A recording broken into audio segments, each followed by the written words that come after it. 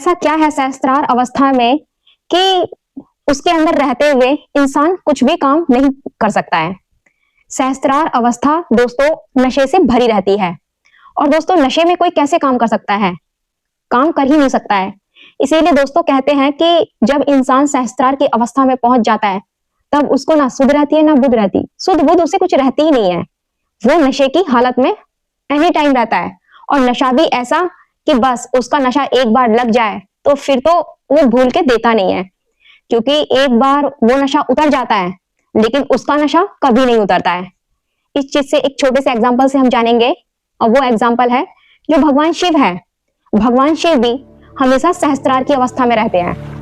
दोस्तों हम क्या है, हम कामकाजी वाले इंसान हैं। अगर हम सहस्त्रार में चले गए तो हम घर के कामकाज कैसे करेंगे?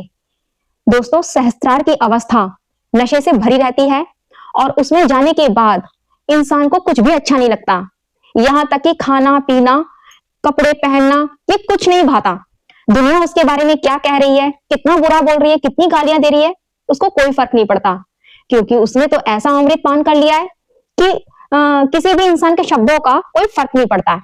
चाहे फिर वो कोई कितना भी उसको रूड तरीके से बोले, कितनी भी गालियां दे, या फिर कितनी ही उसकी तारीफ क्यों ना करे, ना तारीफ से खुश होता है, ना क्या नाम है कोई गालियां देता है, ना उससे दुखी होता है।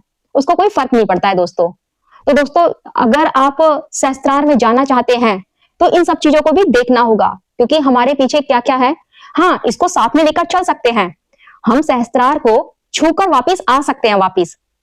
अगर हम सहस्त्रार में रहेंगे ना दोस्तों ज्यादा टाइम तक के लिए, अगर हमने अपने सहस्त्रार को स्ट्रॉन्ग कर लिया तो दोस्तों जो हमारा शरीर है ना ये भी सूखने लगता है। क्योंकि सहस्त्रार में अगर इंसान है और उसे कोई बीमारी नहीं है, कोई रोग नहीं है, तो उसकी सबसे बड़ी निशानी एक यही है कि उसका शरीर सूखता चला जाएगा और उसे कोई दर्द नहीं होगा, कोई तकलीफ नहीं होगी। लेकिन बिना दर्द के, बिना किसी तकलीफ के ही अपने शरीर से निकल जाएगा दोस्तों। क्योंकि सहस्त्रार में जाने के बाद इंसान को वो 10वां द्वार साफ दिखाई देने लगता है। और वो तभी होता है जब इंसान अपने शरीर से निकलना और उसके अंदर आना सीख ले। बोलते हैं ना आउट ऑफ बॉडी ट्रेवलिंग। तो क्या नाम है, बहुत पहले ये सब कुछ हो जाता है, लेकिन उसके बाद क्या क्या होता है वो तो सहस्त्रार में जाने के बाद ही पता चलता है।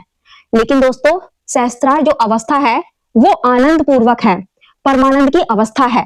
उस अवस्था में जाने के लिए हमें सभी चीजों का त्याग करना पड़ता है, या यूं कहूं कि त्याग करना नहीं पड़ता है, अपने आप ही त्याग होने लगता है। कोई त्याग नहीं करता है उसके अंदर जाने पर, अपने आप ही सारे त्याग होते चले जाते हैं। शरीर बचता है वो भी